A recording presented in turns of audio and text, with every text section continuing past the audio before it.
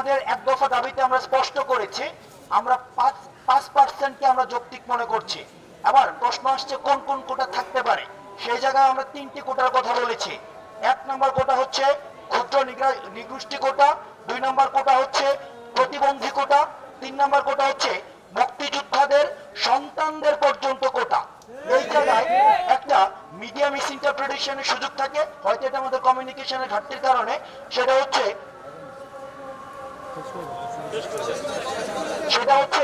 অনেকে হয়তো ভাবতে পারেন আমরা মুক্তিযুদ্ধ কোটার বিরোধী।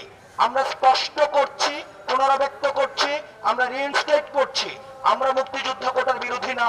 কিন্তু মুক্তিযোদ্ধাদের নাতিপুতিদের জন্য যে কোটাটা রয়েছে, যে অর্থাৎ এই কোটাটাকে যদি আমরা বৃহৎ অর্থে বলতে পারি, সেটা হচ্ছে পোষ্য কোটা। এই পোষ্য কোটা বিরোধী।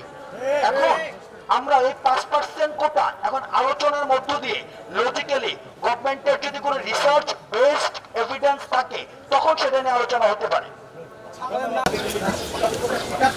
তারাও তো বাংলাদেশের বিভিন্ন প্রান্ত থেকে যৌক্তিক সুরা যারা চায়, শান্তিপূর্ণ সুরা যারা চায়, তারাও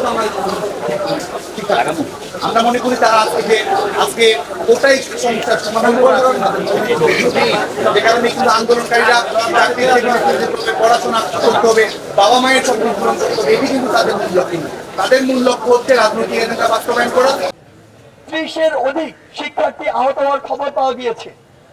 তাই তারা যেহেতু আমাদের সহযোদ্ধা, তাদের সেই সমস্যাগুলো সরাসরি শোনার জন্য এবং অবস্থা পর্যবেক্ষণ করার জন্য আমাদের একটি সমন্বয়ক টিম আমরা সরাসরি কুমিল্লা গিয়েছিলাম।